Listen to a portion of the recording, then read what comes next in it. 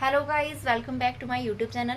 हमारा आज का टॉपिक है एमनियोसेंटेसिस। एमनियोसेंटेसिस एक एमनियोटिक फ्लूइड टेस्ट है। इसको हम प्रीनेटल टेस्ट भी बोल सकते हैं, क्योंकि इसको उस टाइम पे परफॉर्म किया जाता है जब एक वुमेन जो है वो प्रेग्नेंट होती है। तो प्रेग्नेंट वुमेन के अंदर जो बेबी डेवलप हो रहा है, उसके यूट्रस में जो बेबी पल रहा होता है, मतलब वो डेवलप हो रहा होता है, तो उसके अंदर कोई जेनेटिक डिसऑर्डर तो नहीं है या फिर कोई अदर हेल्थ प्रॉब्लम तो नहीं है। उसको डायग्नोज करने के लिए एमनियोसेंटेसिस टेक्निक का यूज किया जाता है। कुछ केसेस में जो है बच्चे का सेक्स पता करने के लिए भी लोग इसका मिसयूज करते हैं, जो कि बिल्कुल गलत है।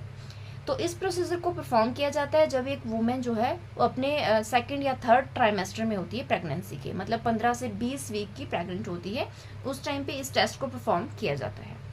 सो एमनियोसेंटेसिस के लिए हमें small amount of amniotic fluid की जरूरत पड़ती है, जिसकी हेल्प से हम ये पता लगा सकते हैं कि बच्चे के अंदर कोई जेनेटिक डिसऑर्डर तो नहीं है या फिर कोई अदर हेल्थ प्रॉब्लम तो नहीं है। ठीक है, जेनेटिक डिसऑर्डर्स वो डिसऑर्डर्स होते हैं जो पेरेंट्स से बच्चे में ट्रांसफर हो सकते हैं, मतलब पेरेंट्स के जो जीन्स में प्रेजेंट होते हैं वो बच्चे में जरूर जा सकते हैं। ठीक है, तो इसकी स्टडी के लिए एमनियोसेंटेसिस टेक्निक का यूज किया जा सकता है। सो यहाँ पे आप ये डायग्राम देख रहे हैं, ये है बेबी जो एक यूट्रस के अंदर प्रेजेंट है। ठीक है, तो यूट्रस के अंदर बेबी किस तरह से होता है, ये सबसे बाहर जो आप देख रहे हैं ये है यूट्राइन वॉल, और इसके अंदर ये है प्लेसेंटा। प्लेसेंटा के अंदर ये जो आप पिंक कलर में देख रहे हो एक पाउच सा जो है, ये है एमनियोटिक कैविटी। इसको हम एमनियोटिक सैक भी बोलते हैं। तो इसके अंदर हमारा बेबी जो है वो प्रेजेंट होता है, वो यहाँ पे डेवलप होता है। और जो ये सैक है, इसके अंदर ये पिंक कलर का आप ये जो सब्सटेंस देख रहे हो, इसको हम बोलते हैं एमनियोटिक फ्लूइड। इसी फ्लूइड की हेल्प से हम ये स्टडी कर सकते हैं कि बच्चे के अंदर कोई जेनेटिक डिसऑर्डर तो नहीं है, मतलब बच्चे की हेल्थ कंडीशन के बारे में हम पता लगा सकते हैं। क्योंकि इसके अंदर जो आप ये सेल्स देख रहे हैं, ये कुछ सेल्स होते हैं जब ये बेबी ग्रो कर रहा होता है उस टाइम पे ये शेड हो जाते हैं, और जिसकी हेल्प से, मतलब जब हम ये फ्लूइड को यहाँ से लेते हैं तो उसमें कुछ सेल्स भी होते हैं और कुछ प्रोटीन्स भी होती हैं, जो कि हमें इसके बारे में पूरी इंफॉर्मेशन देती है कि बच्चे के अंदर कोई डिसऑर्डर तो नहीं है। ठीक है, तो इसमें क्या किया जाता है, मतलब इसको अल्ट्रासाउंड गाइडेंस के अंदर इसमें एक सीरीज की हेल्प से एमनियोटिक फ्लूइड लिया जाता है। उस एमनियोटिक फ्लूइड को फर्दर स्टडी के लिए लैब में भेजा जाता है और वहाँ पर उसकी स्टडी की जाती है, और वहाँ से जो रिजल्ट आता है तो उसमें पता चल जाता है कि बच्चे के अंदर कौन सी बीमारी है। अगर बच्चा प्रॉपर हेल्दी है तो उसको बर्थ दे देती है फीमेल्स। अगर कुछ केसेस में ऐसे सिवियर कंडीशंस होती है कि बच्चा ठीक नहीं हो सकता, तो उस केस में वुमेन जो होती है उनको ये डिसाइड करने के लिए हेल्प मिलती है कि बच्चे को अबॉर्ट करवाना है या हमें उसको बर्थ देना है। तो फ्यूचर में उसको उसकी देखरेख के लिए कौन कौन से चेंजेस जो है हमें अपनाने पड़ेंगे, उसके लिए जो मेल और फीमेल जो दोनों पेरेंट्स हैं वो रेडी हो जाते हैं। ठीक है, सो अब बात कर रहे थे कि एमनियोटिक फ्लूइड क्या होता है। जैसा कि मैंने आपको डायग्राम में दिखाया, एक पाउच है, उसके अंदर फ्लूइड सब्सटेंस जो है वो प्रेजेंट है। ठीक है, उसको हम बोलते हैं एमनियोटिक फ्लूइड। तो जो ये एमनियोटिक फ्लूइड होता है, ये क्लियर पेल येलो कलर का लिक्विड होता है, मतलब क्लियर एक जेली की तरह का लिक्विड होता है, जो कि सराउंड करता है बेबी को। ये बेबी को सराउंड करके रखता है। बेबी को एक मतलब होता है ना कि सॉफ्ट फील देता है, ताकि बेबी को कभी भी अगर कोई मदर जो है उसमें झटके से कोई काम कर रही है तो बेबी को कोई चोट ना लगे। ठीक है, किसी भी प्रकार की कोई भी इंजरी ना हो, उसके लिए एमनियोटिक फ्लूइड जो है वो इम्पॉर्टेंट रोल प्ले करता है। और इसी की वजह से जो बेबी है उसकी डेवलपमेंट होती है, और ये बेबी को राइट टेम्परेचर पे मेंटेन करके रखता है। और जो एमनियोटिक फ्लूइड होता है, इसके अंदर कुछ सेल्स होते हैं और कुछ प्रोटीन्स होती है, जैसे कि एंजाइम्स, जो हमें इम्पॉर्टेंट इन्फॉर्मेशन देती है बेबी की हेल्थ के बारे में। इसीलिए जो एमनियोसेंटेसिस की टेक्निक है उसमें एमनियोटिक फ्लूइड को लिया जाता है। सो अब आपके माइंड में एक सवाल आएगा कि इसको क्यों किया जाता है। तो इसके बहुत सारे रीजंस हैं, जैसे कि सबसे पहला आता है इसमें जेनेटिक टेस्टिंग।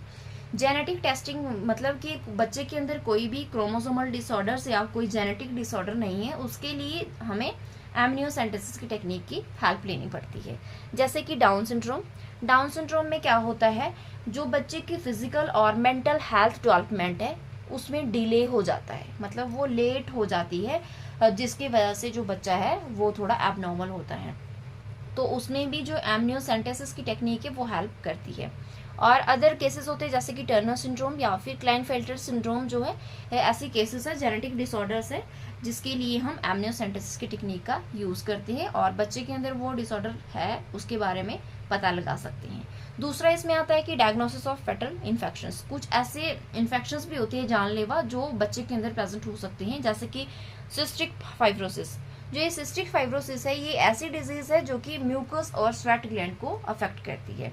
मतलब म्यूकस और स्वेट ग्लैंड की ये डिजीज है। इसमें क्या होता है, जो म्यूकस होता है वो थिक हो जाता है और स्टिकी हो जाता है, जिसकी वजह से वो हमारे ब्रीदिंग के प्रोसेस में प्रॉब्लम क्रिएट कर सकता है। ठीक है। और कुछ केसेस में क्या होता है, अगर वो डाइजेस्टिव सिस्टम में प्रेजेंट है तो उसमें डाइजेशन में दिक्कत आती है, तो इसको हम बोलते हैं सिस्टिक फाइब्रोसिस। दूसरा इसमें आता है सिकल सेल एनीमिया।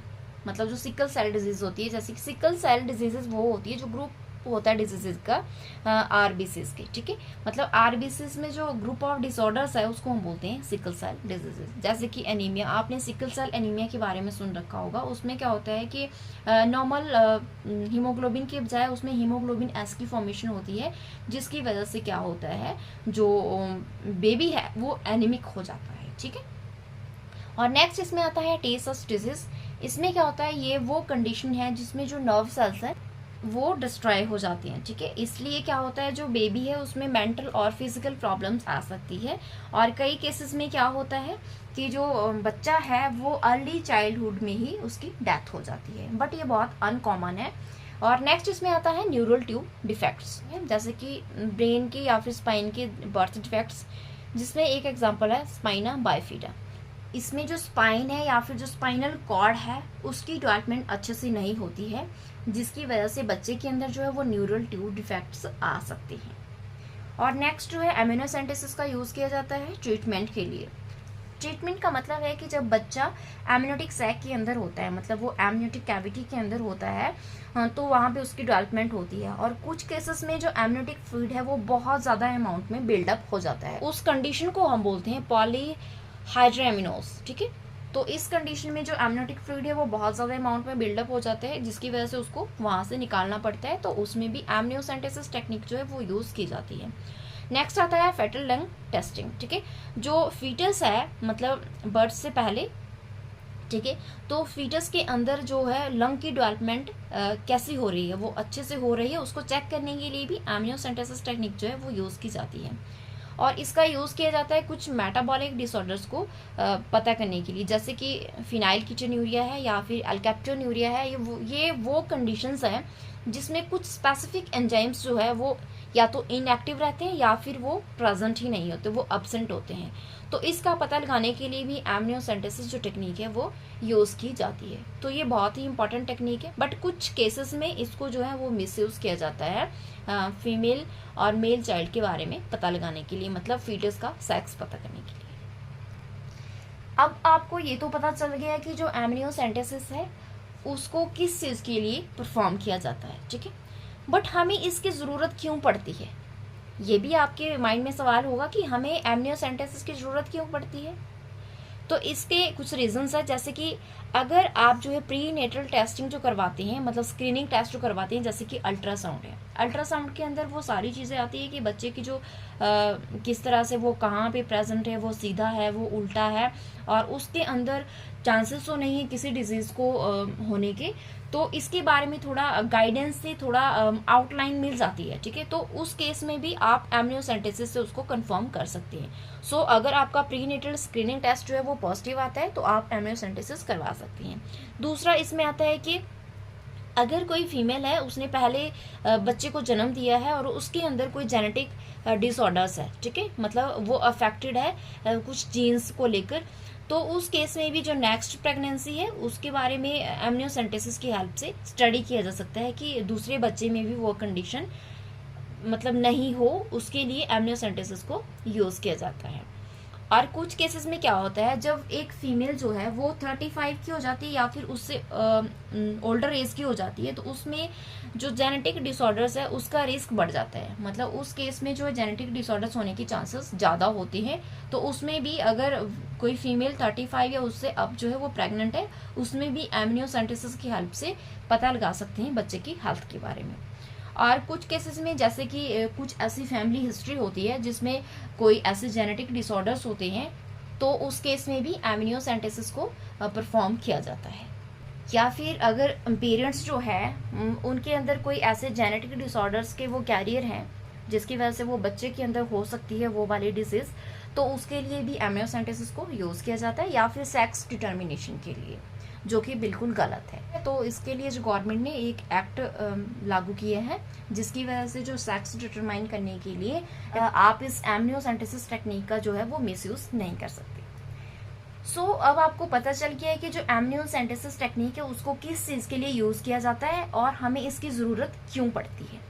तो अब आप सोच रहे होंगे कि जो एमनियोसेंटेसिस की टेक्निक है इसके लिए हमें किस तरह से प्रिपेयर होना पड़ेगा। तो इसके लिए जो अगर अर्ली प्रेगनेंसी में एमनियोसेंटेसिस का टेस्ट परफॉर्म करवा रहे हैं तो उसके लिए आपको बोला जाता है कि आप यूरिनेट नहीं करेंगे, मतलब आप यूरिन पास नहीं करेंगे, आपका जो ब्लैडर है वो फुल होना चाहिए, जिसकी वजह से जो यूट्रस है वो एक बेटर पोजीशन में रहता है, ठीक है। मतलब और उस केस में जब यूट्रस अपनी सही जगह पे है तो बच्चे को इंजरी के चांसेस बहुत कम हो जाते हैं जब आप एमनियोटिक फ्लूइड जो वहाँ से लेते हैं। और दूसरा इसमें आता है कि अगर आप लेटर प्रेगनेंसी में इसको टेस्ट परफॉर्म करवा रहे हो तो आपका जो ब्लैडर है वो एम्प्टी होना चाहिए। सो अब आप सोच रहे होंगे कि एमनियोसेंटेसिस जो टेस्ट है वो किस तरह से परफॉर्म किया जाता है। ये आपको पता है कि जो ये टेस्ट है ये यूजली 15 से 20 हफ्ते की प्रेगनेंसी में परफॉर्म किया जाता है। उसके बाद से इसको परफॉर्म किया जाता है ओनली लंग डेवलपमेंट को चेक करने के लिए, ठीक है। तो इसका प्रोसीजर मैं आपको थोड़ा बता देती हूँ। उसमें आपको बोला जाता है कि आप अपने पीठ के बल लेट जाओ, मतलब आप अपनी बैक के ऊपर लेट जाओ और आपका जो पेट है वो बाहर की तरफ होना चाहिए, मतलब ऊपर की तरफ होना चाहिए, ठीक है। उसके बाद से आपका जो बैली एरिया है उसको क्लीन किया जाता है, छोटे से एरिया को, और उसके ऊपर जेल अप्लाई किया जाता है, ठीक है। जेल अप्लाई करने के बाद क्या किया जाता है, एक डिवाइस होती है वेंड लाइक डिवाइस जिसको हम ट्रांसड्यूसर बोलते हैं, उसको जेल के ऊपर मूव किया जाता है, जिसकी हेल्प से हमें बच्चे की जो लोकेशन है वो पता चल जाती है, ठीक है। तो हमें आइडिया हो जाता है कि बच्चा इस जगह पे है, तो जब आप वहाँ से एमनियोटिक फ्लूइड लोगे तो बच्चे को इंजरी नहीं होगी। और नेक्स्ट स्टेप इसमें आता है कि उसके बाद आपकी जो बैली है उसको क्लीन किया जाता है और वहाँ से एक होलो नीडल इंसर्ट की जाती है, ठीक है, अल्ट्रासाउंड गाइडेंस के अंदर। जो आप ये सारा प्रोसीजर है इसको एक मॉनिटर के ऊपर देख रहे होते हैं, एक अल्ट्रासाउंड गाइडेंस के अंदर, मतलब अल्ट्रासाउंड की वजह से आपको वो सारा दिख रहा होता है कि कहाँ पर आपकी नीडल जा रही है, बच्चे के पास जा रही है, दूर जा रही है, मतलब आप उससे ये आइडिया लगा सकते हैं कि बच्चे को कोई नुकसान नहीं होना चाहिए। तो इसकी हेल्प से आप इजीली जो है वो एमनियोटिक फ्लूइड वहाँ से ले सकते हैं। उसके बाद स्मॉल अमाउंट ऑफ फ्लूइड जो है वो रिमूव किया जाता है और नीडल को बाहर निकाल लिया जाता है। उसके बाद जो है फेटल की जो हार्ट बीट है और उसकी मूवमेंट है उसको मॉनिटर किया जाता है कि बच्चे के अंदर कोई इंजरी तो नहीं हुई है, उससे रिलेटेड इसको मॉनिटर किया जाता है कुछ टाइम के लिए। उसके बाद जो सैंपल हमने लिया उसको लैब में भेजा जाता है, तो लैब से रिजल्ट आने में कुछ हफ्ते लग जाते हैं, कुछ दिन या कुछ हफ्ते लग जाते हैं। तो आपको इतना टाइम वेट करना पड़ता है। उसके बाद आपको ये पता चल जाता है कि आपके पेट में जो बच्चा पल रहा है उसके अंदर कोई डिजीज तो नहीं है, ठीक है। तो जो ये प्रोसीजर है ये मतलब 15 से 20 मिनट लगते हैं इसमें। इसके बाद आपको जो है थोड़े टाइम के लिए जो डॉक्टर की देखरेख में रखा जाता है कि आपको कोई दिक्कत तो नहीं हो रही है। उसके बाद आपको बोला जाता है कि आपको कोई भी एक्सरसाइज नहीं करनी है, आपको कोई काम नहीं करना है, आपको ओनली बेड रेस्ट करना है। और आपको बोला जाता है कि कुछ मतलब 1-2 दिन के लिए आपको फिजिकल नहीं होना है। तो आपको अब पता चल गया कि एमनियोसेंटेसिस क्या है, इसके क्या यूजेस हैं और मतलब इसको क्यों परफॉर्म किया जाता है, ठीक है। तो अब इसके आपके माइंड में सवाल भी होगा कि इसको परफॉर्म करने के बाद कोई रिस्क तो नहीं है। तो अब हम उन रिस्क के बारे में थोड़ा सा जान लेते हैं कि क्या क्या रिस्क हो सकते हैं एमनियोसेंटेसिस टेस्ट के बाद। सो इसमें क्या होता है, जो एमनियोटिक फ्लूइड है वो लीक हो सकता है, मतलब वेजाइना से आपके कुछ थोड़ा अमाउंट में जो एमनियोटिक फ्लूइड है वो लीक हो जाता है। बहुत रेयर चांसेस है कि बहुत ज़्यादा अमाउंट में जो एमनियोटिक फ्लूइड है वो लीक हो जाए, जिसकी वजह से मिसकैरेज के चांसेस होते हैं।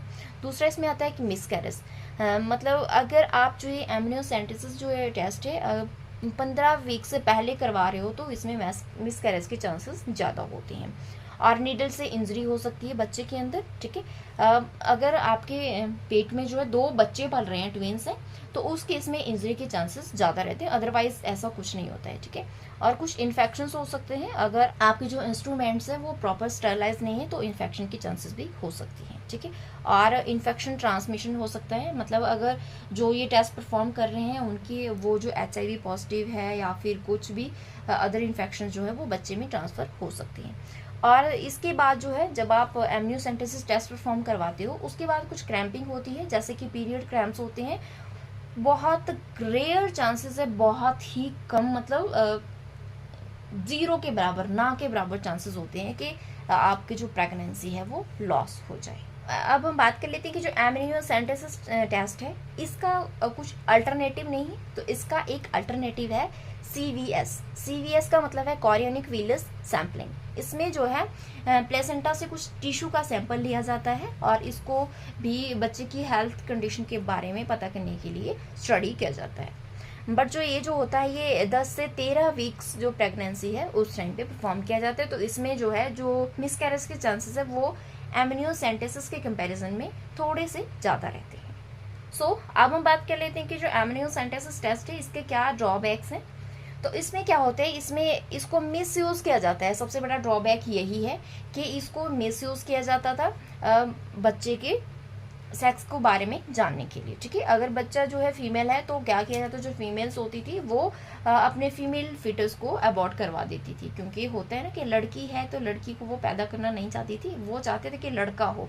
तो उस केस में जो है एमनियोसेंटेसिस टेक्निक है इसको मिस यूज़ किया जाता। तो इसके बाद क्या किया गवर्नमेंट ने, एक जो है एक्ट लागू किया, prenatal diagnostic technique act 1994 में, ठीक है। तो इसमें क्या बोला गया है कि जो ये एमनियोसेंटेसिस टेस्ट है इसके लिए कुछ जेनेटिक काउंसलिंग जो सेंटर्स है उसकी जरूरत पड़ेगी और जो लेबोरेटरी के लिए रजिस्टर करना पड़ेगा, ताकि जो है इसका कोई मिसयूज ना कर सके। इसके एक प्रॉपर रूल बना दिए गए, कानून बना दिया गया जिसकी हेल्प से आप इसका मिसयूज नहीं कर सकते। अगर फिर भी इसको, इस एक्ट को कोई वायलेट करता है, इसका कोई मिसयूज करता है तो उसको 50,000 का जुर्माना है और 2 साल की जेल है, ठीक है।